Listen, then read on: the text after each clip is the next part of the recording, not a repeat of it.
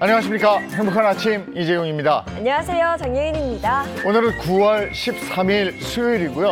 서울은 빗방울이 떨어지고 있고 강원도 고성인가요? 집중호우 내린다고 얘기를 들었는데 날씨가 궁금합니다. 박소영 기상캐스터.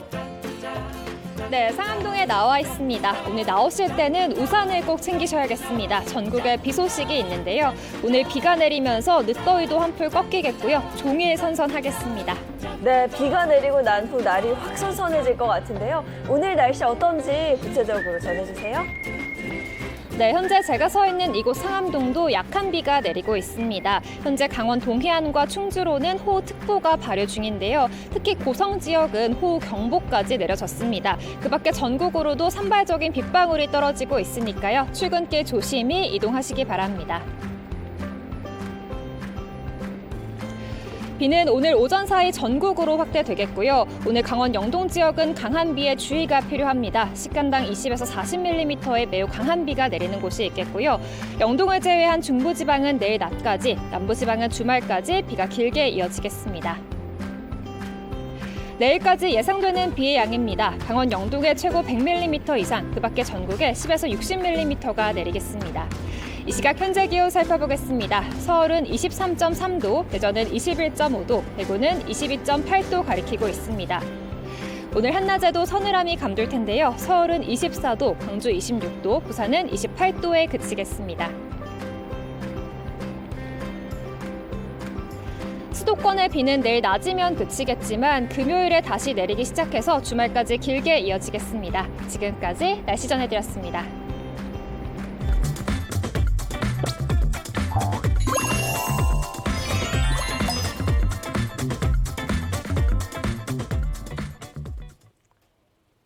네, 화제 이슈를 발빠르게 전해드리는 모닝 브리핑 순서입니다. 김성환 시사평론가와 함께합니다. 어서 오세요. 네, 안녕하세요. 네, 첫 번째 이슈부터 전해주시죠. 네, 첫 번째 이슈는 알바 경고입니다. 최근 가짜 아르바이트 구직 정보에 속아서 성폭행 피해를 당한 10대 재수생이 극단적 선택을 하는 안타까운 일이 있었는데요.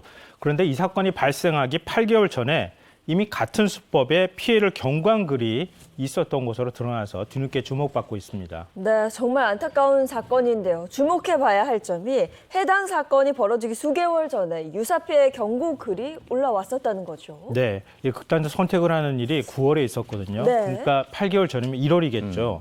지난 1월 21일이었습니다. 한 네티즌이 SNS에 공익을 위해 작성한다 이러면서 피해를 입지 말라고 이렇게 당부를 합니다.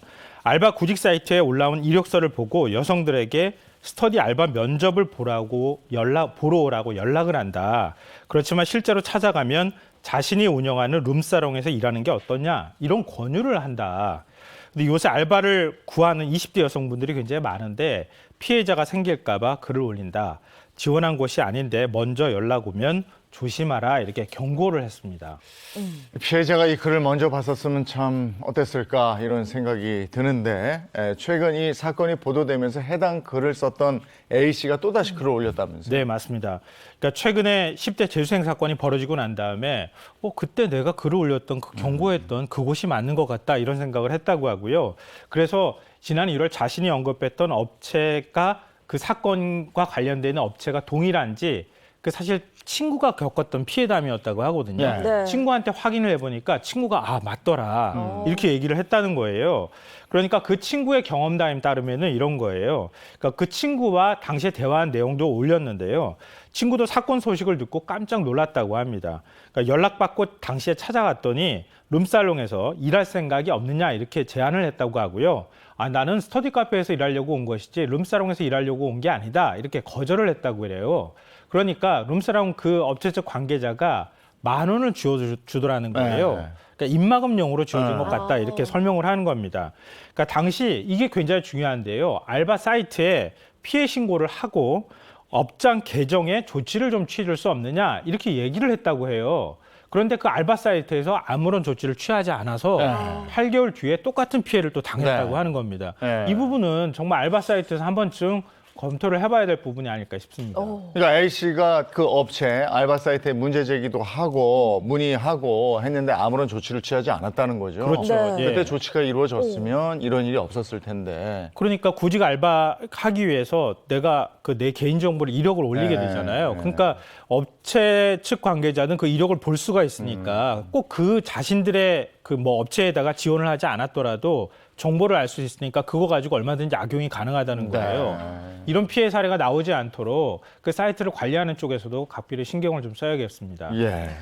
자, 다음 이슈 전해주시죠. 네, 두 번째 이슈는 또 임신입니다. 이른바 수원 냉장고 영아 시신 사건 아마 기억하실 겁니다. 그러니까 자신이 낳은 자녀 2명을 살해한 뒤에 집 냉장고에 보관해 오다 적발된 사건이었는데요. 그래서 많은 분들이 아마 충격을 받으셨던 걸로 기억하실 겁니다. 근데 이 30대 친모가 현재 또 임신 중인 사실이 드러났습니다. 네, 자세한 상황을 좀 전해주시죠. 어제 수원지방법원에서 이 친모의 이 법정 공판이 열렸습니다. 근데 변호인이 증인으로 출석한 남편한테 질문을 합니다. 부인이 현재 임신 15주라는데 알고 있느냐 이렇게 물었는데요. 남편의 답변이 좀 황당합니다. 이미 알고 있었다는 얘기를 한 게 아니고요. 구속돼 있는 상태니까요. 부인이 네. 접견을 해서 얘기를 들었다. 이렇게 얘기를 했다는 거예요. 네. 그러니까 부인이 임신 사실을 숨긴 것도 있을 수 있겠지만 남편이 부인이 임신했다는 사실조차도 몰랐다는 얘기가 되는 겁니다. 임신 차수를 고려하면 친모는 범행이 발각되기 전에 이미 임신 상태였던 것으로 보입니다. 그러니까 그 다음에 변호인이 또 묻습니다. 부인이 새 아이를 제왕절개로 낳은 뒤에 산부인과에서 낙태 시술을 해주지 않아서 이 방법을 택했다고 하는데 남편이란 사람이 이 사실도 모르고 무책임하게 피임도 신경 쓰지 않았다는데 화가 난다 이렇게 얘기를 했다고 합니다. 남편은 제가 똑바로 행동했다면 아내가 그렇게 범행하지 않았을 거라면서 뒤늦은 후회와 반성의 뜻을 밝혔는데요. 검찰과 경찰은 이 남편을 불송치 결정했어요. 네. 남편이 부인이 아이를 2명을 스스로 낳고 또 살해하고 냉장고에 보관했고 또 1명을 임신을 했다는 사실조차를 전혀 몰랐었다고 네. 얘기를 하는데 진짜 증거가 없다. 이러면서 불송치 결정을 했거든요. 네. 이게 남편으로서 이게 가능한 일일까? 솔직히 납득이 잘 안 돼요. 증거가 없다고 하는 얘기는 뭐 어느 정도 이해할 수는 있겠지만 부부 사이 일인데 증거를 남기지는 않았을 거 아니겠습니까? 이게 어떻게 이런 일이 일어나는지 모르겠어요. 부부 사이 일도 부부 사이 일이지만 아이하고 부모 천륜 아닙니까? 그렇죠. 근데 이게 이런 일이 일어났어요. 지금 복중에 또 태아가 있다고 하니까 이 아이는 그 잘 좀 어떻게 보살피는 방향을 찾아봐야 되겠다 그 싶어요. 남편이 책임감 느낀다고 했으니까 글쎄요 남편이 말이에요. 좀 책임져야 될 것 같습니다. 아이고 참. 예, 다음 이슈 전해주시죠. 세 번째 이슈는 무단 투기입니다. 남의 집 앞에 쓰레기를 무단 투기한 뒤에 집주인이 따지니까 협박죄로 고소하겠다 이러면서 역으로 경고한 사람이 네티즌들의 비판을 받고 있습니다. 이거 참 황당합니다. 네. 그렇죠? 쓰레기를 무단 투기한 것도 이게 참 어이가 없는데 도리어 피해 주인에게 경고까지 날렸습니다. 이게 어떻게 된 일일까요? 이게 사연이 이렇습니다. 최근 한 네티즌이 온라인 커뮤니티에 쓰레기 무단 투기자와 나눈 대화 내용을 공개했는데요. 그러니까 그 집을 나가다가 집 앞에 쓰레기가 쌓이는 걸 봤다 그래요. 네. 그러니까 보통 이런 경우에 무단 투기한 쓰레기 있으면은 이렇게 뒤적거려 보잖아요. 뒤적거려 보다가 거기에서 어떤 사람이 버렸는지 힌트를 찾아낸 네. 거예요. 보니까 집 앞에 에어비앤비로 운영되는 앞집에 묵었던 손님이 버리고 간 거였다고 합니다. 그러니까 상자에 적힌 손님의 연락처로 문자를 보냈다고 하는데요. 집주인 연락처를 알려주면 치우라고 내가 말을 하겠다 이렇게 얘기를 했다고 하거든요. 아무런 연락이 없었다 그래요. 그러니까 또 다시 연락을 했다고 하는데요. 손님이 보인 반응이 황당합니다. 계좌번호를 주면 폐기 비용으로 3만 원을 입금하겠다. 죄송하다 이렇게 얘기를 했다고 하는데요. 그러니까 먼저 연락을 쓰레기를 발견한 사람, 그 사람이 황당하다. 우리가 무슨 쓰레기 치워주는 사람이냐? 안 치우면 당신을 치우도록 하겠다고 얘기를 하면서 네. 당신이 와서 직접 치워라 이렇게 얘기를 했다고 하는 네. 거예요. 네. 근데 이럴 때 이제 적반하장이라는 표현을 쓸 수밖에 네. 없는데요. 이 사람이 협박죄로 고소하겠다 이런 반응을 보였다고 하는 거예요. 그 다음에. 네. 아니 어느 날 내 집 앞에 쓰레기 더미가 있다. 이거 황당한데 그래서 좀 치워달라 아니면 신고하겠다 이랬더니 그냥 적반하장으로 나와요. 그러니까 그 사람이 자기가 버렸으면 와서 자기가 가서 치워야 될 거 아니에요. 돈 보내줄 테니까 네가 치워라. 네가 치워라 이렇게 얘기를 했다고 하는 겁니다. 근데 이 사람이 그 다음에 보인 반응이 뭐냐면요. 그러니까 이 손님한테 당신은 와서 치워라 이렇게 얘기를 하니까 네. 쓰레기를 버린 것이 사유지라는 사실이 맞느냐 이러면서 등기부 등본을 보여주고 먼저 소명을 해라 이렇게 얘기를 했다고 하는 거예요. 그러니까 먼저 나한테 공격적으로 나왔음에도 내가 예의를 차려줬더니 예의가 참 없으시네 이런 반응을 보이면서 당시 경고문도 없었고 다른 쓰레기들도 있어서 버린 거다.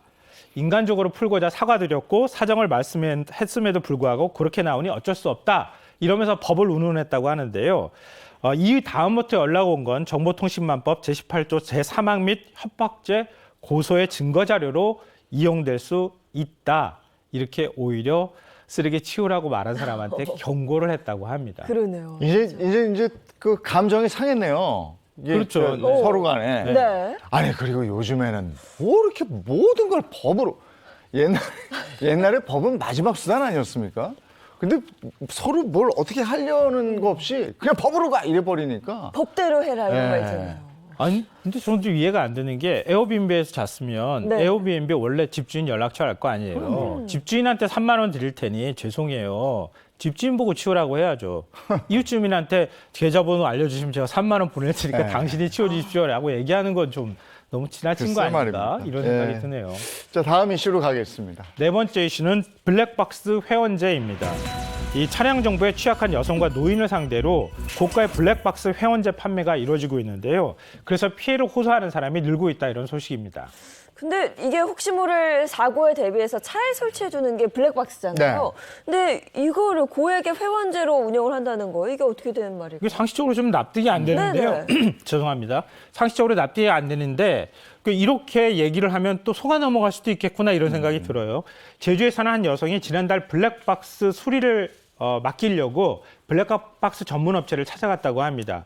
그러니까 업체 측이 이 여성한테 블랙박스를 교체하시는 게 좋겠다 이렇게 얘기하면서 설명을 했는데요. 네. 방전을 막기 위해서 보조 배터리가 또 있어야 하고 그다음에 SD 메모리 카드 블랙박스 보통 꽂잖아요. 네. 이 메모리 카드도 3개월마다 한 번씩 교체해 줘야 한다.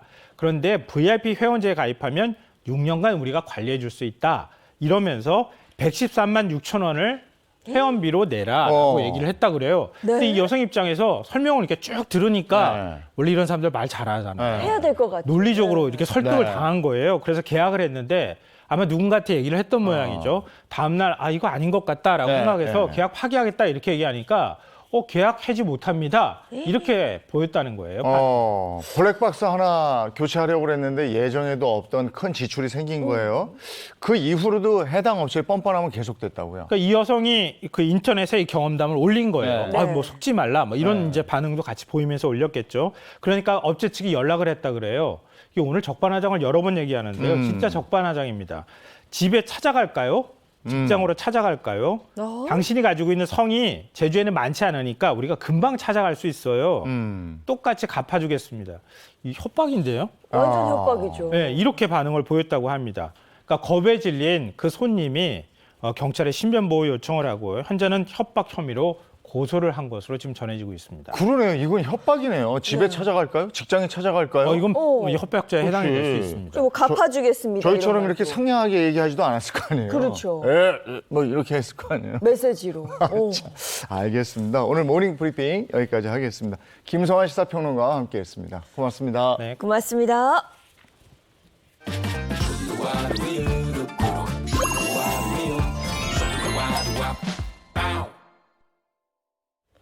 대한민국을 밝히는 아주 특별한 빛이 있다고 합니다. 이 9월이 생명 나눔 주간이 되는데 이때 초록빛 희망을 나누는 그린 라이트 캠페인이 바로 그건데요.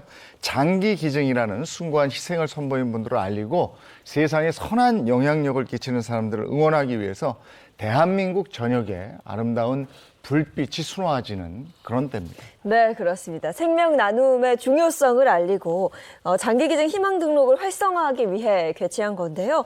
게다가 아주 특별한 인연들도 있다고 해서 더 궁금증을 모으고 있습니다. 지금 바로 만나보시죠. 세상엔 다양한 모양과 마음이 존재합니다.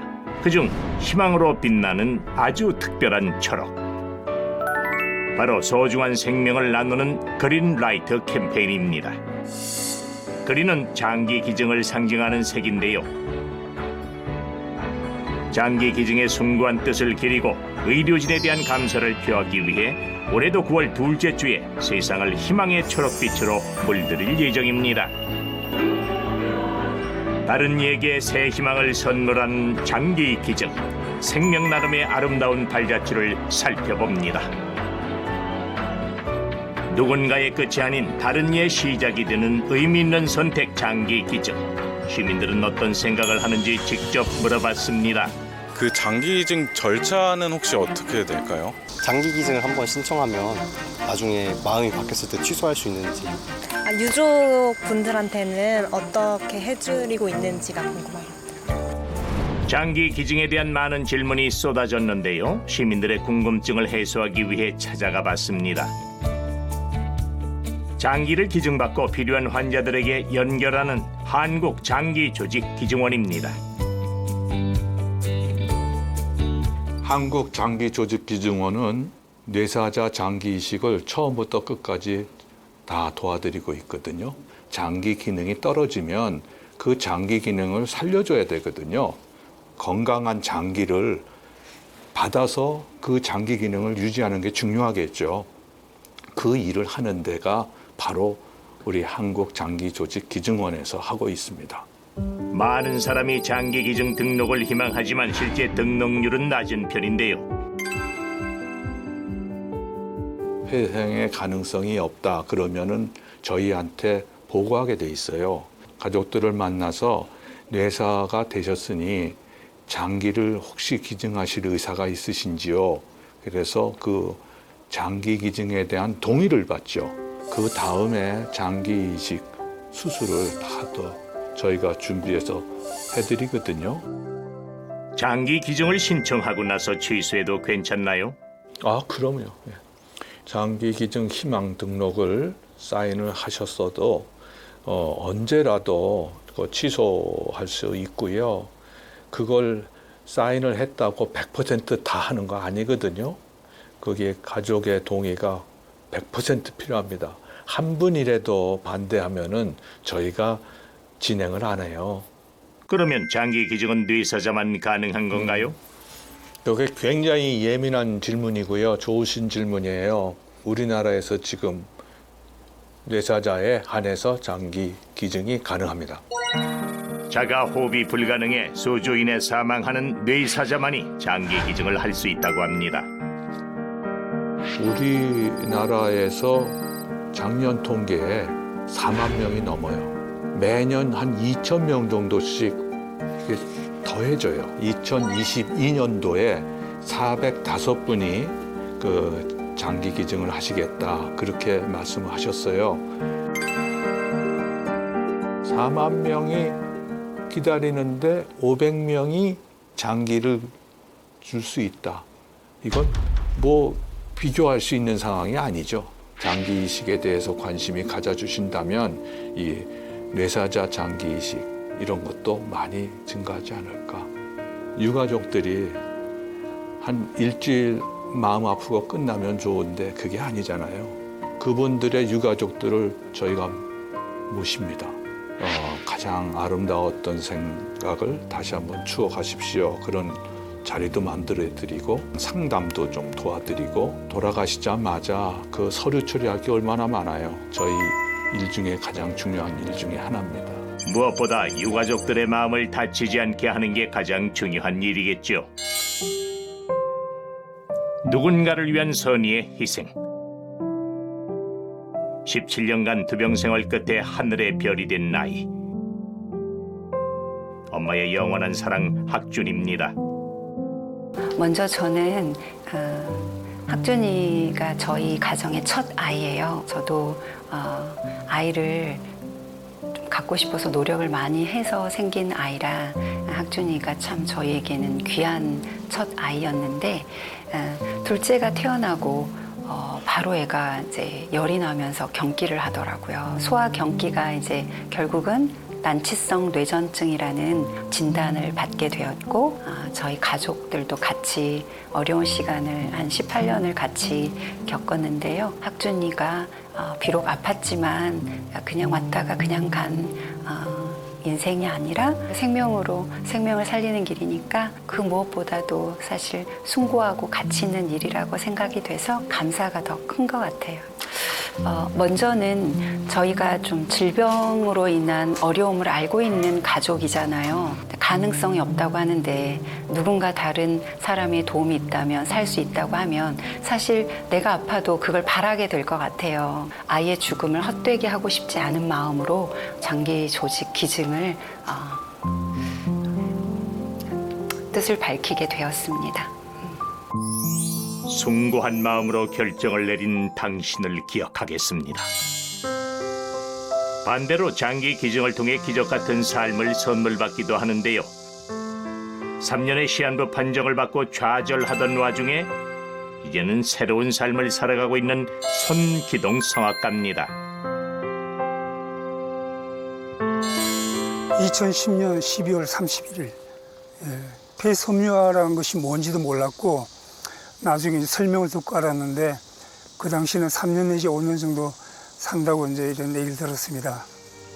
근데 이제 6년부터 급격히 나빠지면서 숨 쉬는 것도 힘들고 계단은 거의 막 못 올라간 상태고 배가 아픈 것처럼 좀 힘들었습니다. 거의 말기에 이르러서 폐도 이식을 한다는 걸 알고 그 다음에 이제 이식 신청을 했거든요. 사실 상상을 못했습니다. 그런데 정말 기적적으로 또 저한테 이렇게 기회가 주어서 제가 다시 새로운 삶을 살게 됐습니다. 삶의 벼랑 끝에서 누군가의 장기 기증 덕분에 성악가의 폐는 다시 숨 쉴 수 있게 됐습니다.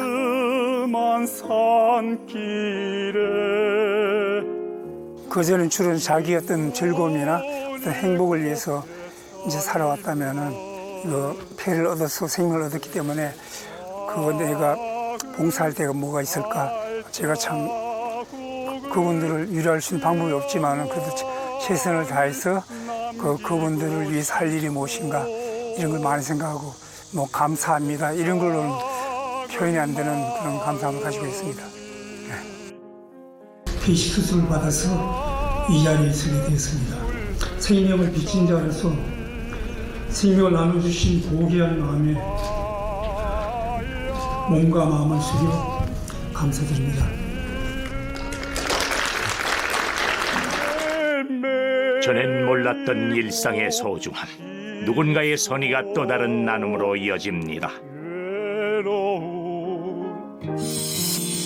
생명 나눔을 실천하는 많은 사람들, 이제 당신의 차례입니다.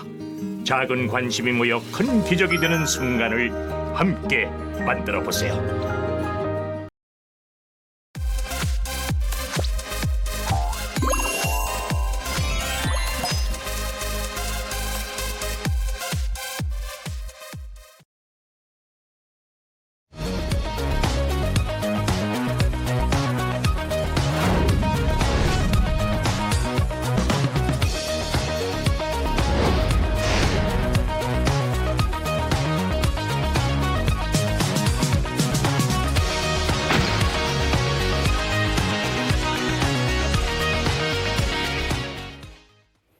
네, 이번에는 한 주간의 핫한 연예 소식 나누겠습니다. 연예 라이브 시간입니다. 네, 오늘도 세 분과 함께합니다. 인사 먼저 부탁드려요. 안녕하세요. 연예계 팩트사냥꾼 홍중선입니다. 안녕하세요. 자칭 미남 기자, 미남 전문 기자 기자입니다. 안녕하세요. 따끈따끈한 연예 소식을 전해드릴 개그맨 임재백입니다. 네, 반갑습니다. 자, 재백 씨, 오늘 연예 라이브 첫 번째 주제는 뭐예요? 연예 라이브 첫 번째 소식은요. 반복되는 촬영장 갑질 민폐입니다. 요즘 드라마 촬영이 벼슬인가요? 라고 묻고 싶은 시민들이 늘어나고 있다고 하는데요.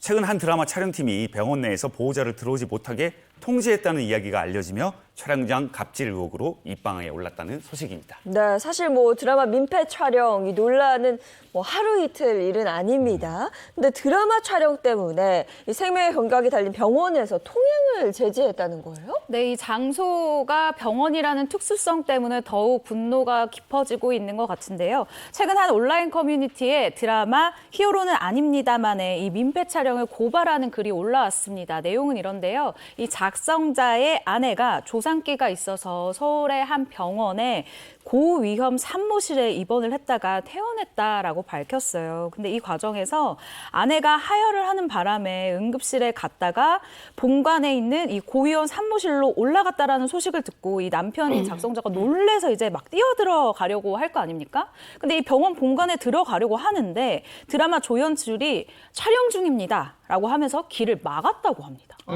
아니, 이 이제 드라마 길을 막은 게 두 가지라고 그래요. 하나는 일단 스태프들이 너무 많아요. 그래서 지나갈 수가 없고. 한쪽은 아예 스태프가 길을 막아섰는데 그냥 막아서니까 누가 또 오려고 하면 드라마 촬영 중이니까 조용히 해라 이렇게 얘기를 하는데 그게 조용히 해주세요 부탁하는 게 아니라 좋지 않은 표정으로 조용히 하세요.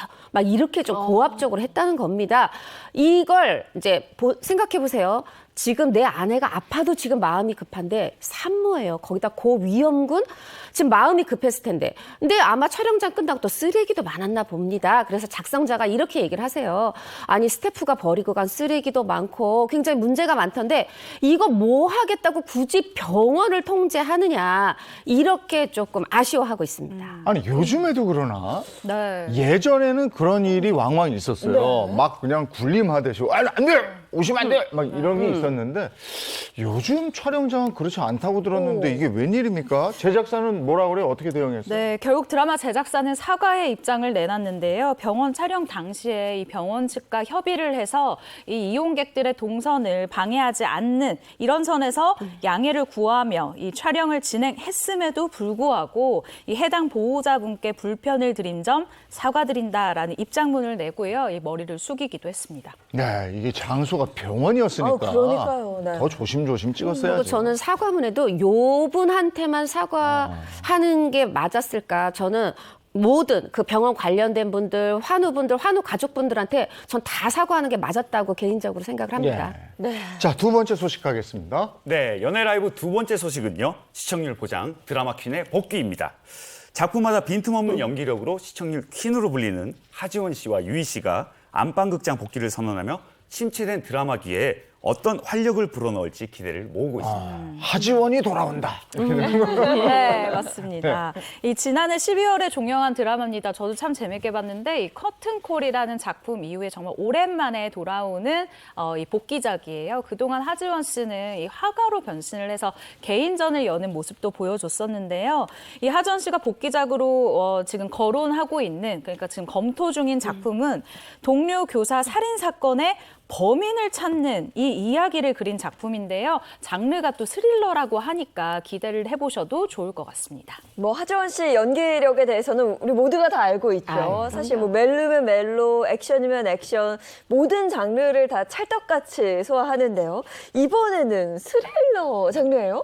그렇죠. 사실 영화에서는 뭐 진실 게임, 폰, 스릴러 연기를 한 적이 있어요. 근데 드라마에서는 지금 처음이거든요. 사실 저는 굉장히 이게 현명한 선택을 해가고 있다. 나이 들어도 멜로도 할 수 있고 액션도 할 수 있지만 사실은 연기력으로 승부하는 이런 드라마, 뭐 이제 극이죠. 이런 또 스릴러 이쪽으로 가는 게 맞는데 하지원 씨가 아주 현명한 저는 선택을 해서 꼭 안방에서 보고 싶다 이런 바람을 말씀드려 봅니다. 네, 또 유희 씨 복귀작도 기대가 된다고 들었는데 벌써 세 번째 주말극 캐스팅이라고요? 네, 맞습니다. 유희 씨가 4년 만에 주말극으로 돌아오는데요. 드라마 효시민의 각자 도생이라는 작품으로 다시 한번 안방극장을 사로잡을 준비를 마쳤다고 합니다. 극중 주인공 이효심 역할을 맡은 유희 씨, 이번 드라마를 통해서 듣고 싶은 수식어가 있느냐라는 질문에 어제 이렇게 대답을 내놨는데요. 바로 역시 유희다. 이 칭찬을 꼭 듣고 싶다고 해요. 사실 이 이야기를 먼저 할 수 있다는 거 그만큼 작품에 대한 애정과 자신감이 있다라는 뜻으로 해석되어지기도 합니다. 네, 유희 씨는 뭐 자타공인 시청률 퀸이잖아요. 이번 드라마 희망 시청률은 얼마나 될까요? 그러니까 유희 씨가 참 호감도가 있고 그래서 그런지 정말 시청률이 잘 나오는 배우인데 본인의 자체 최고 시청률이 2019년에 방영됐던 주말극 49.4%였어요.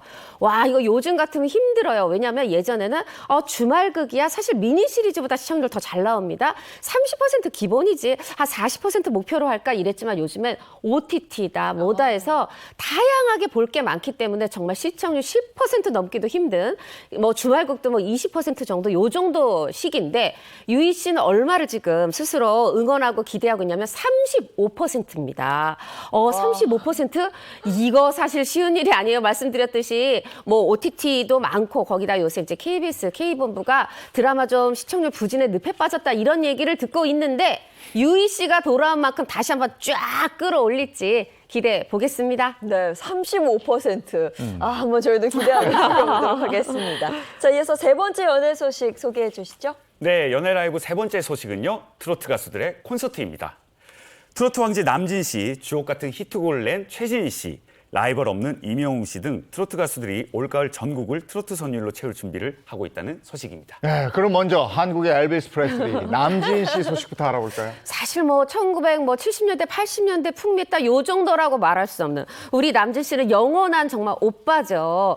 그런데 벌써 올해 데뷔 60주년이라고 합니다. 특별하잖아요. 그러니까 또 이 전국에 우리 남진 씨 이제 이런 뭐 표현이 좋진 않지만 우리가 다 이 팬들이 이 빠순이라는 표현 쓰려다가 제가 이 팬들이 지금 다 목 빠지게 기다리고 있어요. 그래서 10월 14일 서울 시작해서 부천 갔다가 대전, 청주 갔다가 대구, 울산 그리고 제주, 전주까지 정말 전국을 그야말로 쫙 돌 그런 계획을 발표를 하셨는데 사실 이 카리스마 대단하고요. 팬들 마음 어떻게 해야 사로잡는지 노하우 확실한 남진 씨니까 또 한번 전국이 들썩들썩 할 것 같습니다. 와, 데뷔 60주년 기념 콘서트면 저는 아직 60년을 살지도 못했거든요.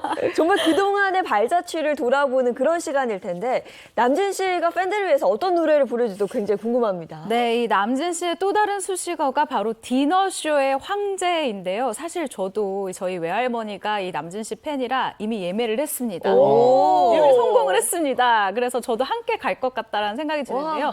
너무 기대가 돼서 저도 어떤 곡들을 부르실지 미리 찾아봤어요. 일단 이번 60주년 콘서트에서는 출입 금지, 그리고 영원한 내 사랑, 그리고 밥 사는 사람 등 남진 씨만의 특별한 사연을 담은 신곡 레퍼토리를 노래한다라고 밝혔거든요. 그리고 제가 또 주변에 물어봤습니다.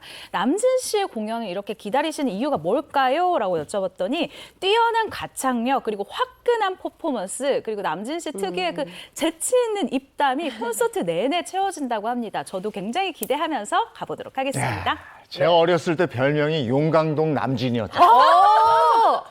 그대여 편치마. 있어요. 남진 씨가 있어요. 그리고 굉장히 남진 씨가 원래 명동을 쓸고 다녔다고 할 만큼 백일섭 씨랑 인기 있었는데 용강동에서 인기 많으셨 인정합니다. 이번에 가수 최진희 씨 얘기입니다. 데뷔 40주년이죠? 단독 콘서트 하신다고요? 맞습니다. 11월 14일에 무려 세종문화회관 대강당에서 40주년이니까 아주 특별하게 준비를 하셨습니다. 최진희 씨 사실 그 특유의 허스키 보이스, 가창력 정말 뭐 누구도 따라올 수가 없는데 그동안 방송에서 보여지지 못했던 새로운 또 무대들을 막 기획해서 연습 중이라고 하니까 기대가 되고요. 또 뭐 본인의 뭐 물보라를 비롯해서 뭐 옛날 인기곡뿐 아니라 요새 역주행하고 있죠. 와인. 또 신곡입니다. 사랑에 빠졌어. 이런 노래들 준비하고 있다고 소식을 전했습니다. 네, 그리고 또 앞서 전국 투어 콘서트를 예고했던 임영웅 씨인데요. 이 전용 콘서트 콜센터를 마련했다 그래요? 드디어 나왔습니다. 임영웅 씨 소식인데요. 전국 투어 콘서트를 예고한 임영웅 씨. 제가 생각할 때 우리 가요계 역사상 아마 처음이 아닐까라는 생각이 드는데요. 이 단일 공연을 위한 전용 콜센터를 개설했다고 합니다. 사실 이 예매 업체가요. 특정 가수만을 위한 콜센터를 마련한 것은 임영웅 씨가 처음인 것으로 알려졌어요. 왜냐하면 이곳에 무조건 인력이 투입돼야 하기 때문에 사실 쉬운 결정은 아니거든요. 이 임영웅 씨를 좋아하는 팬들의 연령층이 다소 높고 또 아마 문의가 굉장히 많을 것으로 예상이 돼서 이런 전용 콜센터까지 마련하게 됐다고 합니다.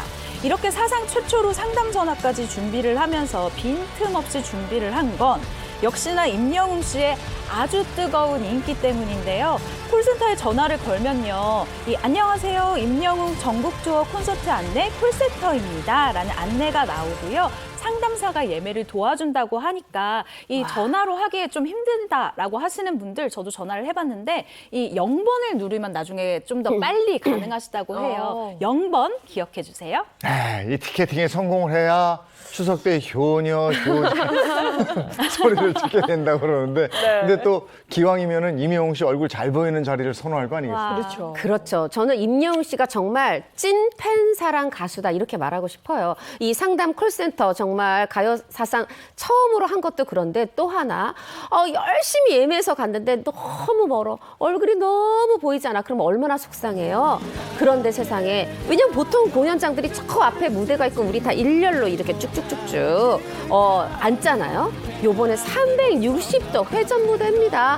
말하자면은 360도니까 또 임영웅 씨가 가만히 뒤통수만 보여줄 가수가 아니죠. 누구나 다 얼굴을 볼 수 있게 360도 이 원형 무대를 마련했다고 그래서 야, 임영웅 씨는 정말 팬들 배려가 그리고 내가 지금 관객 입장에서 이 무대에 앉아 보는 거죠. 이런 거 생각하면서 공연 준비하는구나 이런 생각이 들어서 정말 칭찬해주고 싶습니다. 네, 360도형 무대라고 하셨는데 이 무대가요, 뭐 K-팝의 성지다 이렇게 불리는 무대라 그래요? 네, 맞습니다. 임영웅 씨가 이 서울 공연을 확정한 이 K스포돔 같은 경우에는요, 한 번에 들어갈 수 있는 관객 수가 적게는 10,000명 그리고 많게는 15,000명까지 수용을 할 수 있다고 합니다. 그래서요, 이 인기 아이돌 그룹 그리고 한류 그룹들이 이 콘서트를 열다 보니까 이 공연장은 정말 K-팝의 성지로 불리고 있는 곳인데요. 그래서 이곳에 하루에 관객을 다 채울 수 있는 아이돌도 사실 그렇게 많지가 않아요. 제가 봤을 때 뭐 방탄소년단이라던가 블랙핑크라던가 정말 글로벌한 인기를 누리고 있는 가수들만 가능한 곳인데 임영웅 씨가요. 이 콘서트장에서 하루 이틀, 3일도 안 됩니다. 무려 6일 동안 콘서트를 열어요. 그러면 적게는 이 공연장에 6만 명에서 9만 명의 이 영웅시대 분들이 이 출연을, 참석을, 이 응원을 하겠다 이 뜻인데 임영웅 씨의 티켓 파워를 저희가 한 번에 알 수 있는 부분이기도 하고요. 또 재밌는 점이 임영웅 씨의 이 팬분들의 자녀분들 사이에서 인터넷에 보니까 이런 글들이 굉장히 많이 올라오고 있습니다. 임영웅 6만 석에서 9만 석? 드디어 주제 파악했다라고 하니까 이 정도 규모는 돼야지 다음번에는 호남 평야에서 해줘라 뭐 이러면서 막 굉장히 여러 가지 성화를 보내고 있습니다. 예. 근데 콘서트뿐이 아니고 영화에서도 임영웅 씨 목소리를 들을 수 있어요? 맞습니다. 이제 종영한 드라마 신사와 아가씨에서 사랑은 늘 도망가가 OST로 쓰였거든요. 네. 근데 영화에는 쓰인 적이 없었는데 노래 런던보이에 의해서 두 번째 자작곡이죠. 모래알갱이. 그 작사, 가사도 좋고 곡도 좋은 그 임영웅의 자작곡이 영화 소풍의 OST로 사용되게 됐다는 소식이에요. 자, 소풍은 고향에 이제 박근영 씨가 살고 있어요. 고향을 떠났던 나문희 김영옥 씨가 60년 만에 돌아와서 재회하는 내용인데 지금 들으시는 분들 김영옥 야 원조 영웅 시대 배우가 나와서 노래를 썼나 봐.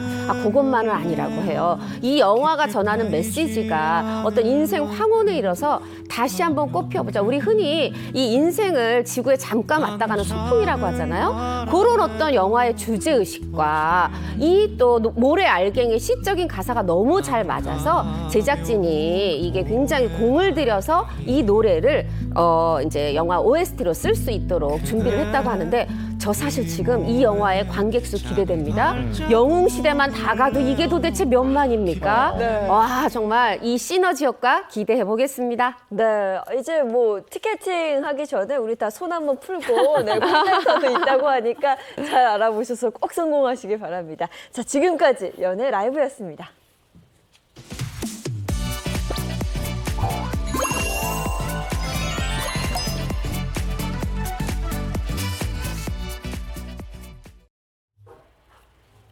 이번엔 대한민국 대표 스타들이 걸어온 길을 되돌아보는 스타 주민 시간입니다. 네, 재백 씨, 스타 주민 오늘의 주제는 뭐예요? 네, 말을 재치 있게 잘하는 사람을 보고 물에 빠져도 입만 봉동 뜰 것 같다는 얘기를 하잖아요. 이처럼 입담 하나로 대중에게 사랑받는 입담꾼 스타들이 본업 외에 다른 분야로 바람나면서 더 많은 사랑을 받고 있다고 하는데요. 입담꾼 스타들인데 여기서 바람이 난다는 거는 재주가 많아서 다른 일도 다른 한다. 일도, 네. 이런 거구나. 맞습니다. 우리 재영 MC 얘기 듣는 순간 소름이 쫙 올라왔는데 하지만 오늘 준비한 스타 주민 주제 도전 바람남 입담꾼 원 플러스 스타입니다. 그리고 바람 잘 날 없는 결혼 생활을 뒤로하고 진짜 결혼을 하고 싶은 바람이 있는 스타의 이야기도 준비되어 있습니다. 네, 좋습니다. 도전 바람난 입담꾼 원 플러스 스타들 지금 바로 시작해보죠. 도전 바람난 입담꾼 플러스 원 스타들 첫 번째 주인공은 개그맨에서 제작 발표의 전문 MC로 거듭난 박경림 씨입니다. 박경민 씨, 요즘에는 뭐 저 영화 제작 발표회에는 박경민 씨가 다 MC 본다 이런 얘기가 있는데 맞아요. 이게 도전 바람날 필요가 없이 만능 제주꾼 아닌가 싶어요. 네, 맞습니다. 말씀하신 대로 박경림 씨 정말 제주꾼인 게요. 대한민국에서 이 최연소 연예대상을 받은 인물이기도 합니다. 그때 나이가 24살이었어요. 24살의 연예대상? 저 24살에 그냥 뭐 하고 있었지? 생각을 하면은 정말 대단한 일이구나라는 걸 새삼 깨닫게 되는데요. 이 기록이요, 무려 20년 동안 깨지지 않고 있는 기록입니다. 그렇게 예능계 다크호스로 불리면서 가수 그리고 배우까지 아주 종횡무진 연예계를 누볐는데요. 그런데 이런 박경림 씨가 새로 도전한 분야가 있었으니 바로 제작 발표의 전문 MC입니다. 그 박경림 씨가 특히 영화 제작 발표회에서 딱 가면은 항상 이 자리를 딱 지키고 있는 터줏대감 느낌이거든요. 이렇게 진행한 영화 제작 발표회 편수만 해도 300편 이상이라고 해요. 그래서 이 충무로의 천만 요정으로 불리고 있는 제작 발표회 전문 MC이기도 합니다. 네, 뭐 영화 제작 발표회가 300편 이상이라면 사실 뭐 한국 영화와 관련된 거의 모든 행사를 전담하고 있다라고 봐도 될 것 같거든요. 근데 이렇게 충무로의 러브콜을 받는 이유는 대체 뭘까요? 네, 맞습니다. 특히나 제작 보고에는 그냥 100% 박경림 씨가 한다 이렇게 생각하시면 되는데 이 러브콜을 받는 이유가 크게 두 가지인데 그중에 첫 번째를 제가 설명드리겠습니다. 굉장히 그 특유의 친화력과 편안한 진행. 그러니까 뭐냐면 발도 넓지만 처음 본 연예인도 마치 100번 봤던 연예인처럼 특유의 이제 친화력이 있고 그리고 굉장히 배우들 아무리 스타 배우도 좀 제작 보고에 이럴 때 좀 긴장하거든요. 어떤 특유의 센스 있는 이 멘트로 배우들의 긴장감을 쫙 풀어주는 거예요. 그러다 보니까 제작 보고에 이 영화 관련 행사 MC로 적합해 해서 이제 러브콜을 받는데 심지어 어떤 배우는 제작 보고 요번에 박경림 씨 진행 아니에요? 나 떨리는데 하면서 그럼 또 딴 배우 갈 수 없을까요? 어리는 배우가 있을 정도로 그렇게 박경림 씨를 선호한다 그래요. 그래서 제가 요거 좀 홍보사에 확인해 봤더니 제작 보고의 날짜 어떻게 정했어요?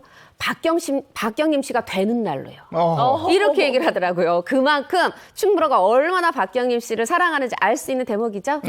박경림 씨가 이 충무로에 이 러브콜을 받는 두 번째 이유가 있습니다. 현장에 가보면 제가 박경림 씨를 보고 감탄을 하는 게 딱 처음에 딱 나타나는데 뭐냐면 이 줄거리, 이 영화의 줄거리와 배우들과 이야기를 할 때 배우들이 맡은 이 캐릭터에 대해서 아예 다 외우고 있어요. 보통은 이제 이 종이를 보고 줄거리를 읽기 마련인데요. 줄줄줄줄 혼자서 한 3분 이상을 영화에 대해서 이야기를 하는 걸 보고 와, 이거는 관계자들이 보면 너무 뿌듯하겠다라는 생각을 항상 하거든요. 이렇게 진행 실력까지 뛰어나다 보니까 영화 관계자들이 박경림 씨 해주세요 이런 이야기를 너도 나도 하는 것 같고요. 두 번째로 이 이해도를 알 수 있는 부분이 있습니다. 최근에 박경림 씨가요, 이 영화에 대한 높은 이해도를 풀어내는 것이 바로 이 의상인데요. 각 작품의 컨셉 그리고 어울리는 패션 등을 선보이면서 확 집중도를 높여서 제가 생각할 때는 제작 발표의 MC들 중에 가장 많이 본인이 사진이 찍히는 MC이기도 한 것 같습니다. MC의 역할은 매끄러운 진행 이런 건 줄 알았는데 네. 의상까지 이렇게 딱 맞춰서 패션 감각까지 갖춰야 되는군요. 이래서 영화 제작 발표를 진행하는 박경림 씨 패션만 봐도 어떤 영화인지 짐작 가능하다고 하는데요. 그래서 제가 깜짝 퀴즈를 준비해봤습니다. 박경림 씨가 최근 영화 제작 발표에서 선보인 의상을 사진으로 준비했는데 어떤 영화인지 맞춰주시면 됩니다. 첫 번째 사진입니다. 자, 과연 어떤 영화일까요? 편한 바지에 저 옛날식 알겠는데. 그죠, 복고풍. 약간의 선글라스. 네네. 최근 영화라고 해요. 맞아요. 예, 바다 나오고. 맞죠. 김혜수 씨 나오고. 김혜수 씨가 입을 법한 의상으로 또 박경림 씨가 입고. 뭡니까? 정답은 바로 영화 밀수입니다. 네. 영화 밀수는 1970년대 바다 오염으로 일감이 끊긴 선주와 해녀들이 밀수를 통해 생계 유지에 나서며 벌어지는 이야기를 담고 있는데요. 배우들의 의상과 음악, 영상, 스타일까지 모두 복고를 떠오르게 하는데요. 그래서 박경림 씨가 선택한 의상 역시 복고였습니다. 저런 것까지 신경 쓰는구나. 그러니까 네. 의상만 봐도 저게 뭐 시대 배경이 언제인지 이거 알겠네. 맞아요. 그죠? 두 번째 박경림 씨 의상 또 있죠. 네, 두 번째 사진은 바로 이 복장인데요. 어떤 영화 제작 발표인지 좋아요. 짐작이 되시나요? 저 이날 진짜 감동받았어요. 저 의상 보고. 야, 저런 건 다 어디서 구해? 저 뒷백 알겠어요. 보니까 또 알겠잖아요. 네. 그렇죠. 네. 이거 더문 아니에요? 더문? 그렇지, 맞습니다. 그렇지. 네. 정답은 바로 영화 더문입니다. 영화 더문은 2029년을 배경으로 대한민국의 달 탐사선 우리호가 달을 향한 여정에 나서는 내용이기 때문에 박경림 씨는 영화 제작 발표회에서 우주복을 연상시키는 의상을 보여주며 우리를 실망시키지 않았습니다. 네, 뭐 이 정도 의상이면 박경림 씨의 그 스타일리스트는 정말 극한 직업이 아닐까 싶은데 이렇게까지 의상을 신경 쓰는 뭐 특별한 이유가 있을까요? 네, 박경림 씨가 최근 한 콘서트에서 얘기를 했어요. 정말 영화라는 게 많은 분들이 오랫동안 준비하고 드디어 그 소개하는 첫 자리, 첫 테이프를 끊는 자리가 제작 보고인 만큼 제 의상만으로도 이 작품의 느낌을 고스란히 전하고 싶은 마음에서 그렇게 한다. 근데 나는 입기만 하면 되는데 정말 스타일리스트의 노고가 크다. 이렇게 얘기를 했습니다. 네, 알겠습니다. 이어서 다음 스타 이야기 들어보도록 하죠. 네, 도전 바람난 입당권 플러스 원 스타들입니다. 두 번째 주인공은 코미디부터 배우, 가수, 그리고 건물주까지 도전해 성공을 거둔 원조 입당꾼 이마룡 씨입니다.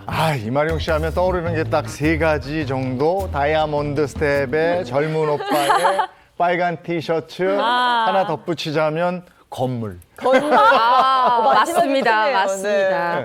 사실 이제 요즘 젊은 분들한테는 이마령 씨가 영화에 굉장히 감초 역할 잘하는 어떤 그런 조연 배우 이렇게 생각하시겠지만 저 정도 나이 든 사람들한테는 희극인이었죠. 제가 희극인이라고 하는 이유는 제가 옛날에 그 영화 굿모닝 프레지던트 때 배웠는데 나는 코미디언이 아니라 늘 희극 연기를 한다는 마음으로 살았다. 난 희극인이다. 이렇게 얘기를 하셔서요. 그 희극인이었고 코미디언이었고 그렇게 해서 지금 말씀하신 다이아몬드 스텝 밟으면서 이 고교생 역할하는 젊은 오빠 역할 그 역할로 굉장히 큰 사랑받았잖아요.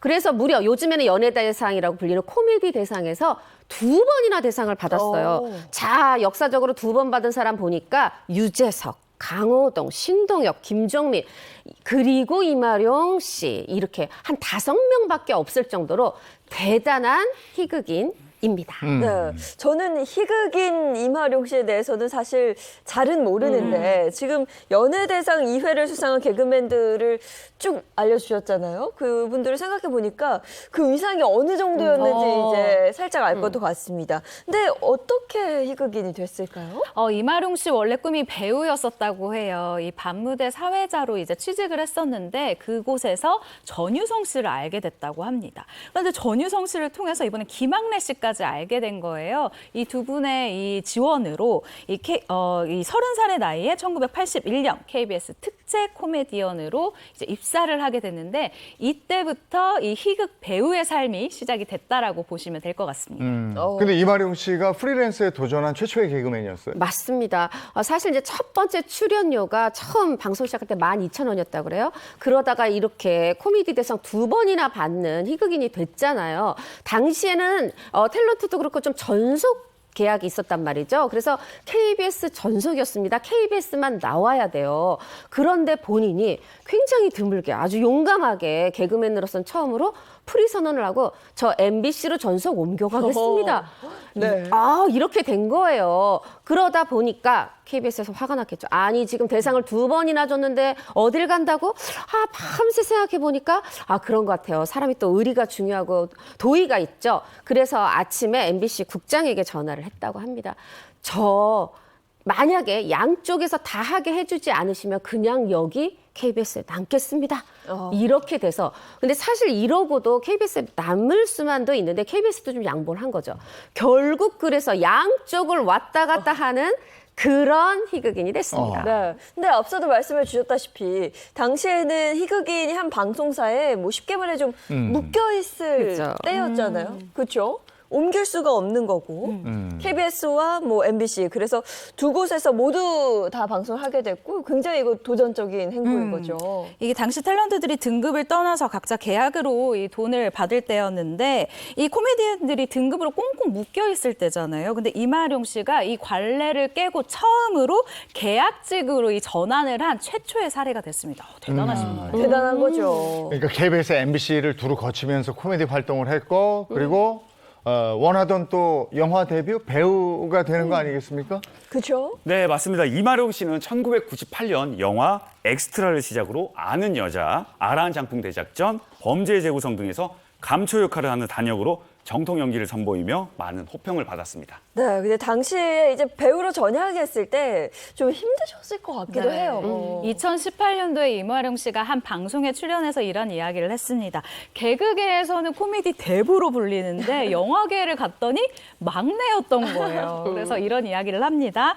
개그맨 했을 때는 역할이 크다 보니까 이것저것 할 게 참 많았는데 이게 영화로 넘어오다 보니까 기다려야 하는 시간이 그러니까 대기 시간이 엄청 길더라라고 얘기를 하는데 이마룡 씨가 짧게 얘기를 했지만 얼마나 그 힘든 시간들이 있었을지 저희가 추측이 되는 부분이고요. 이 현장에서 이마룡 씨가 지금의 나의 위치를 돌아보는 그런 아주 강력한 계기가 됐었다고 합니다. 네. 사실 이제 이마룡 씨가 이런 어떤 노력. 그러니까 제가 뵀을 때도 나는 원래 배우가 되고 싶었던 사람이다. 그래서 코미디 연기도 내가 희극을 한다는 마음으로 배우로 살았고 지금은 진짜 배우로 살게 돼서 너무 행복하다 했는데 그 노력이 결실을 맺은 게 제일 첫 번째가 2005년에 웰컴 투 동막거리였죠.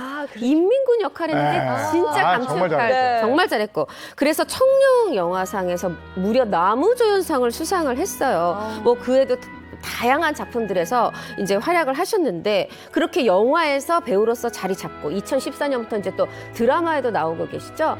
이마룡 씨가 얘기하십니다. 만약에 나를 보고 희극 연기 잘한다 정도가 아니라 내 연기를 보고 웃지 않는 걸 넘어서 울 수 있는 그날을 향해서 나는 열심히 배우로 살아가겠다. 아주 멋진 말씀을 그때 당시에 들었던 기억이 있습니다. 네. 이렇게 해서 코미디언과 배우로 둘 다 성공을 한 이마룡 씨가 이번엔 또 가수로 도전을 해요. 네, 가수 이마룡의 시작은 2017년 데뷔 40주년을 기념해 생애 첫 음반을 내면서 시작했습니다. 노래 제목은 나는야 젊은 오빠로 직접 작사에 참여해 의미를 더했다고 하는데요. 그리고 2023년 데뷔 45주년을 맞아 기념 음반으로 EDM과 트로트를 접목한 친구여를 발표했는데 가수 현진영 씨가 작사, 작곡 및 프로듀싱을 맡았다고 합니다. 네, 이뿐만이 아닙니다. 이마룡 씨는 개인 전시회를 여는 또 화가라 그래요. 네, 이마룡 씨가요. 2019년부터 2022년까지 1년에 한 번 이상은 꼭 전시회를 내고 있습니다. 벌써 4번째 전시회를 마쳤는데요. 방송을 조금 뜸하게 하던 시절에 그림을 그리면서 뭔가 좀 치유도 받고 뭔가 좀 시간을 보냈었다고 해요. 그렇게 그린 그림으로요. 1년에 한 번씩은 전시회를 꼭 하고 있다는데 이 의지가 현재까지 계속해서 이어지고 있는 중입니다. 정말 재주가 너무 많은 분이네요. 이렇게 보람차게 살면서 이 기반이 되는 건물이 한 채다. 열심히 살아야 되겠다. 아이, 그러니까요. 이렇게 또 왕성하게 활동한 돈을 허투루 쓰지 않고 또 요걸 건물을 사셨는데 1991년도에 압구정에 지하 1층, 지상 5층, 아니, 지금 현재 그렇다는 겁니다. 일단 91년도에 4억을 주고 하나 이제 건물 주택을 사요. 그때는 단독 주택이었습니다. 그러다가 9년 뒤 2000년에 6억 원을 넣어서 지금의 지하 1층, 지상 5층 건물을 짓게 되는데 본인 말씀이 뭐 중간에는 너무 힘들어서 적자도 나고 그래가지고 임대도 안 나가고 그래서 팔까 했다고 그랬는데 정말 팔지 않길 잘하신 게 2019년에 이제 방송에서 얘기할 때는 그때 시가가 한 50억이었어요. 19년 지금 무려 4년이나 지났잖아요. 제가 좀 공부를 해봤습니다. 그랬더니 요 근방에 주거 전용 1종이 평당 2억 2억이 넘더라고요. 2억 2천. 근데 2억 2천인데 평당 요게 지금 이제 한 이제 건평만 한 55평이라고 해요. 그런데 제가 곱하기를 해봤더니 100억이 넘는데 여기가 지금 이제 이마룡 씨의 건물은 3종이에요. 3종은 뭐냐면 1종은 용적률이 100에서 200이지만 여기는 300%. 그러니까 더 많은 층수를 지을 수 있고 여기 상가도 막 지을 수 있고 요런데. 그러면 제가 더 이상은 얼마라고 말씀드리진 않겠는데 정말 팔지 않기를 잘하셨습니다. 네, 아 부럽습니다. 자, 다음 스타 이야기 이어서 만나보죠. 도전 바람난 입당구 플러스 원 스타들 세 번째 주인공은요. 연극 배우에서 6대 뽀미 언니, 라디오 DJ, 그리고 홈쇼핑 진행까지 장르 불문 계속 도전 바람나는 방송인 최유라 씨입니다. 네, 뭐 최유라 씨 하면 라디오 DJ도 홈쇼핑 완판녀로 기억하는데 정말 여러 장르에 도전하셨네요. 맞습니다. 이제 본인이 일단 연극 영화과에서 이제 그걸 다녔고 연기를 공부했고 그때 장학금을 받게 해가지고 영화에 출연했는데 이게 이제 1990년에 개봉한 수탉이라는 영화예요. 근데 여기서 또 연기를 또 너무 잘한 거죠. 그렇게 해서 이 연기 덕분에 매스컴을 타다가 6대 뽀미 언니, 뽀뽀뽀에서 6대 뽀미 언니를 하게 돼요. 그러다가 또 워낙 입담이 좋으니까 우리 그때 너무너무 인기 있었던 별이 빛나는 밤에 요 라디오에서 가끔 미니 콘서트를 했거든요. 여기에 게스트로 나갔는데 또 말을 너무 잘하다 보니까 또 라디오 간부께서 오셔서 임원이 오셔서 진행 한번 해볼래? 이렇게 해가지고 시작된 게 깊은 밤 짧은 이야기인데 요거를 또 무려 3년을 진행하게 되죠. 네, 최유라 씨가 뭐 여러 분야에 도전했지만 가장 핵심 라디오 아니겠습니까? 네, 그래서 제가 당시 최유라 씨 인기가 어땠는지 조사를 했는데요. 1990년대 여자 DJ 브랜드 파워 1위를 독차지할 정도로 인기가 어마어마했고 대한민국 라디오 전성기를 이끌었다고 해도 과언이 아닙니다. 최유라 씨가 기억하는 라디오 DJ 전성기 시절은 어땠는지 영상으로 준비했습니다. 함께 보시죠. 그리고 내가 그때 라디오 그 전성기는 그런 전성기는 있었지. 아주 여배우들은 젊은 사람들이 좋아하잖아. 내가 그냥 우스갯소리 자랑하고 다니는 거 뭐냐면 아저씨들이 너 알아? 우리 이누들한테 할아버지가 너 알아? 야 80 할머니가 나 알아. 그렇지, 그렇지. 내가 위너야. 맞아. 진짜 지방에 라디오를 하러 가면 김밥을 사두고 진주방송 같아 서 계시는 거야. 우리가 내려가서 받아왔어. 너무 감사해요. 너무 잘 먹을게요. 이종환 쌤이랑 그 김밥을 먹으면서 방송을 하고 할머니들이 그렇게 아이고야, 아이고 자가 막 자지러지게 웃는다 저거 막 이러면서 나는 그때 어렸을 때 정말 행복했어. 그 시절 어떻게 잊어? 지금 무슨 프로그램인지 다들 저 짐작하실 텐데 한 프로그램을 무려 27년을 한 것도 대단한데 본인 나는 쭉 가요. 그런데 남자 진행자가 14명이 바뀌는. 보통은 남자 진행자가 허참 씨가 있다 그러면 옆에 여자 진행자가 바뀌는데 그 반대의 상황이 된 거잖아요. 그래서 2010년에는 이 MBC에서 20년 이상 진행을 너무 잘해줘서 공헌이 크다 해가지고 골든 마우스 상을 주기도 했었죠. 아니 저도 그 남자 중에 한 명이죠. 그렇죠. 최유라 씨하고 라디오 진행을 같이 했었는데 야 정말 딴짓하다가도 사연이 있잖아요. 그걸 또 불 탁 들어오면 능청스럽게 잘 읽고 연기까지 해가면서. 맞아요. 근데 그 14명의 남자 중에 가장 힘들었던 상대는 누구였을까요? 바로 이 자리에 있는 이재용 MC라고 하면 좋겠는데. 네, 힘들었을 리가. 굉장히 진행을 잘하시기 때문에 일단 아니었고요. 최유라 씨가 가장 꼽았었던 힘들었던 이 파트너는 바로 조영남 씨였습니다. 이 조영남 씨에 대해서 이름을 이야기한 이유에 대해 최유라 씨가 이렇게 밝혔는데요.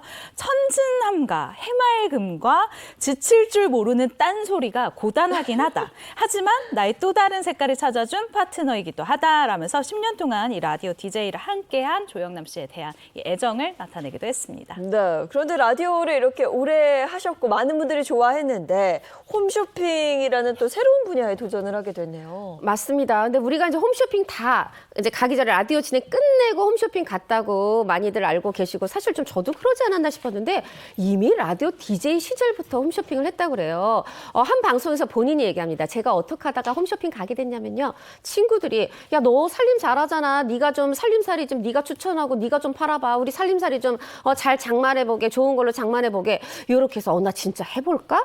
해서 이걸 갖다 홈쇼핑 회사에 툭 던졌는데 요걸 또 받아주더라는 겁니다. 그래서 근데 나 요 정도는 줘야 되는데 하고 얘기했는데 그 몸값도 흔히 몸값이라 하죠. 이 또 출연료도 수락을 하면서 홈쇼핑의 또 퀸으로 또 시작이 됐습니다. 네, 이렇게 해서 홈쇼핑에 도전한 최유라 씨. 근데 그 입담이 특이했다고 그래요. 이 홈쇼핑에서 싫어, 안 팔 거야. 내가 안 먹는 건 안 팔래. 뭐 이게 이렇게 폭력적인 멘트를 했다고. 일단 최유라 씨 같은 경우에는요, 다른 분들과 다르게 그 파는 상품을 선택할 수 있는 그 정도의 권한이 있다고 해요. 왜냐면 믿고 사는 이 충성 고객이라고 하죠. 딱 팬들이 마련이 되어 있기 때문인데요. 사실은 이 처음으로 싫어, 내가 안 먹는 건 안 팔 거야! 라고 외친 사람이기도 합니다. 이때 사실 2009년에는 욕을 많이 먹기도 했었대요. 하지만 최유라 씨가 굉장히 신념이 있었습니다. 나는 내가 직접 검증한 상품만 팔겠다. 왜냐하면 여러분, 남의 돈을 먹는 건 정말 굉장한 책임감을 가져야 하는 거다라고 이 홈쇼핑 쇼호스트로서의 철칙을 밝히기도 했는데요. 이 자신만의 아주 뚜렷한 신념 덕분일까요? 홈쇼핑 판도를 바꾼 이 최유라 씨가 홈쇼핑 진행 14년 만에 누적 주문액이 2조 원을 돌파하는 그야말로 홈쇼핑계의 여왕으로 군림할 수 있었습니다. 야, 누적 주문액이 2조 원을 넘어섰다고 합니다. 이 정도면 뭐 최유라 씨 수입 뭐 그 자체도 굉장히 대단하지 않을까 싶은데요. 네, 맞습니다. 최유라 씨는 2021년 한 방송에 출연해 누적 주문액에 대해 제 수익은 아니다. 전 그냥 월급 받습니다. 어떤 분들은 제가 누적 주문액을 번주로 알고 있다라며 수익에 대해 밝힌 적이 있습니다. 네, 뭐 그러면 그 월급이 상당하겠군요. 이 정도는 아니겠지만 뭐 월급이 뭐 상당하겠죠. 인센티브라는 것도 있고요. 네. 대략적으로 추측만 할 뿐입니다. 이어서 전화해서 물어봐야 돼요. 얼마 벌었는지. 궁금하긴 하네요, 정말. 궁금하네요. 네. 다음 스타 이야기 전해주시죠. 네, 도전 바람난 입당꾼 플러스 원 스타들. 네 번째 주인공은 주제에서 플러스 1을 담당하고 있는 낸시랭 씨인데요. 돌싱인 낸시랭 씨, 다음 도전 바람은 진짜 결혼이라고 합니다. 낸시랭 씨 진짜 결혼을 바란다. 그 이유가 뭘까요? 일단 낸시랭 씨에게 결혼이라는 이 사건 자체가 어마어마하게 힘든 그 시간을 지나가는 아주 터널 같은 시간이었습니다. 사랑을 선택했지만 결과가 끔찍했어요. 뭐 폭력이라던가 어마어마한 빚만 남기고 이 사랑이 떠나갔기 때문인데요. 최근 한 방송에서 낸시랭 씨가 이런 이야기를 했습니다. 나는 결혼했다는 느낌이 하나도 없다라는 의문의 이야기를 던진 건데 그 이유가 있었어요. 첫째, 뭐 웨딩드레스를 입은 적도 없고 웨딩 반지를 낀 적도 없고 웨딩 화보를 찍은 적도 없기 때문에 나는 결혼했다는 느낌이 안 든다. 심지어 나는 상대방 가족도 본 적이 없다라고 밝혀서 안타까움을 자아냈습니다. 네, 결혼했다는 느낌이 하나도 없다라고 말한 분명한 이유가 있을 겁니다. 그 결혼 과정부터 좀 자세히 짚어보죠. 웨딩 드레스, 뭐 웨딩 반지, 웨딩 화보 없는 거는 기본이고 상대방 가족도 본 적 없이 결혼했다 그래요. 사실 우리가 처음에 만나요. 근데 왠지 자꾸 보고 싶어져. 그럼 열애를 하고 아니 만나다 보니까 또 신뢰가 가고 이래서 결혼을 하고 뭔가 이렇게 단계가 있는데 모든 것 쫙 생략하고 바로 곧바로 결혼으로 직행했다는 거죠. 왜 그랬냐 하면 그때 당시에 이제 이 남자분이 요즘 세상 흉흉하니까 우리 혼인신고부터 하자. 이거에 또 낸시랭 씨가 감동받아서 나를 이렇게 위해줘? 이러고 혼인신고부터 덜컥 한 게 낸시랭 씨의 발목을 잡았던 건데요. 그러다 보니까 이제는 만나서 알콩달콩 연애도 하다 결혼도 하고 이렇게 막 반지도 마치고 사진도 찍고 이러는 진짜 결혼해보고 싶다 이런 바람을 드러내고 있네요. 근데 낸시랭 씨 결혼은 축하보다도 우려의 소리가 진작에 많았다고요? 네, 맞습니다. 이 낸시랭 씨가 한 방송에 출연해서요. 전 국민이 반대하는 결혼을 굳이 왜 하려고 하느냐라는 이 말이 가장 가슴에 아팠다라고 얘기를 했는데요. 낸시랭 씨가 자신의 결혼 생활에 대해서 이렇게 얘기를 하기도 했습니다. 저랑도 인터뷰를 했었는데 이 여성으로서 겪을 수 있는 안 좋은 모든 것을 겪었다. 마치 불행 세트 같았다. 폭행, 감금, 리벤지 포르노 협박까지 당했다라면서 이 혼인 신고는 10분 만에 끝났는데 이혼 절차가 3년이나 걸렸다. 하지만 100% 승소로 대한민국의 현재 최대 위자료라고 할 수 있는 5천만 원을 상대방에게 받을 수 있는, 그러니까 요구를 할 수 있는 이런 뭐 자리가 됐다라고 이야기를 했는데요. 이렇게 결혼의 생활에 종지부를 찍게 됐습니다. 네, 위자료 5천만 원 지급 판결. 이건 어떤 의미일까요? 이게 재산분할이 아니잖아요. 위자료. 만약에 남자, 여자, 남편과 아내가 이혼을 하는데 보통 2,500만 원 나왔다 그러면 그게 뭐니 남편이 잘못했으면 진짜 그 남편이 잘못했구나. 아내가 잘못했으면 그 아내가 정말 잘못했구나. 요러는 금액이 2,500만 원이거든요. 네. 그런데 5천만 원? 이거는 최 기자 얘기하신 것처럼 정말 어떤 최고 금액입니다. 그 정도를 받았다는 것에 대해서 낸시 씨가 스스로 이걸 지금 굉장히 위안을 삼는 이유가 있어요.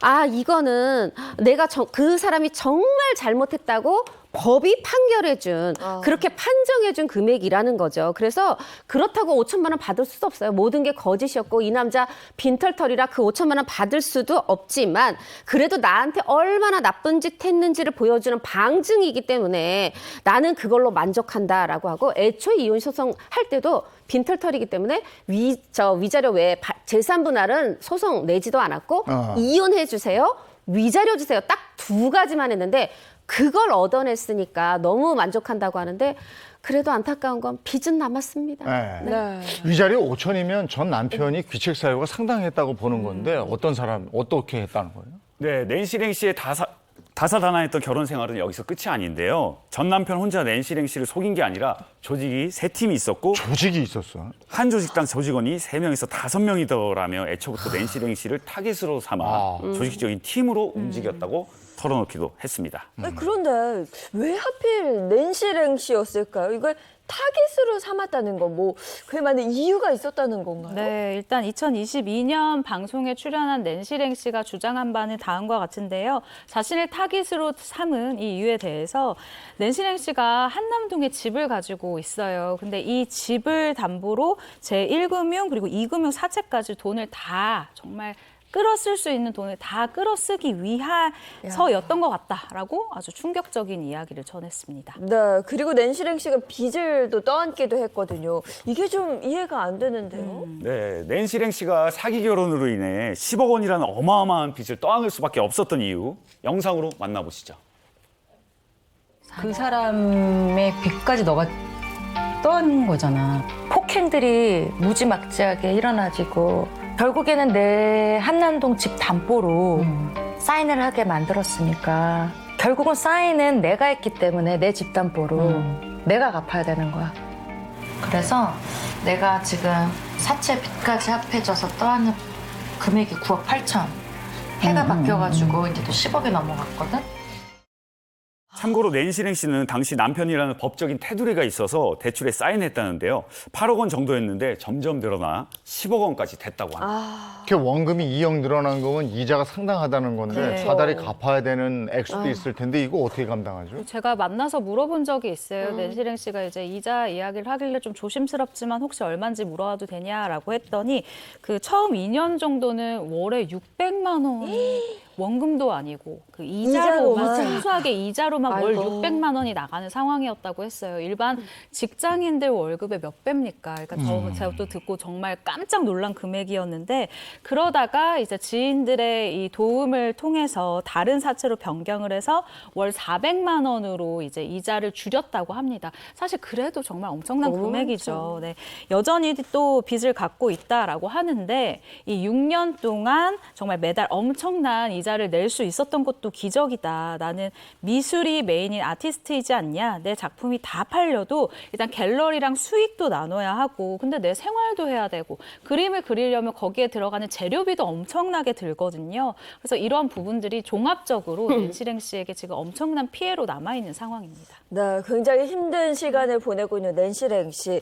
이상민 씨를 보면서 동병상련의 마음을 느낀다고 하던데요. 네, 낸시 씨는 이혼 후 내 집 염려증이 생겼다고 하는데요. 왜냐하면 이혼 후 집 보증금 마련조차 힘들었었는데 좋은 지인들 덕분에 보증금도 월세도 없이 공과금만 내면서 살았다고 해요. 하지만 세입자가 들어오면 낸시 씨는 나가야 했고 당연한 건데 언제 또 나가야 하나 싶어 마음이 불안해졌다고 합니다. 그래서 이사를 자주 다닌 이상미 씨를 보며 동병상련의 마음이 들었다고 합니다. 네, 이제 낸시랭 씨는 행복한 재혼을 꿈꾸고 있는데 재혼의 조건이 있다면서요? 아, 이제 조금 제대로 철드신 것 같아요. 3가지 증명서를 요구하겠다고 합니다. 금융증명서, 지금 빈털터리 남편의 빚까지 남았으니까 가족증명서, 가족도 못 보고 결혼했었잖아요. 네. 그리고 건강증명서, 이거 3개를 요청하겠다고 하고 물론 본인 것도 공개하겠다고 합니다. 정말 다사다난했던 잘못됐던 첫 번째 결혼으로 아주 현실적인 재혼 조건을 깨닫게 된 게 아닌가 생각이 드네요. 꼭 재혼하셨으면 좋겠습니다. 네, 지금까지 바람난 입담꾼 스타들과 플러스 원이라는 주제로 얘기 나눴습니다. 고맙습니다. 고맙습니다. 감사합니다. 오늘 비가 오니까 우산 네. 들고 다니셔야 돼요. 우산 꼭 챙기시고요. 또 일부 지역에 따라서는 굉장히 많은 양의 그러게요. 폭우가 쏟아진다고 합니다. 기상정보 잘 확인하셔야겠습니다. 좋은 하루 보내시고요. 저희는 내일 아침 7시 30분에 돌아올게요. 행복한 아침, 행복한 하루 되십시오. 고맙습니다. 고맙습니다.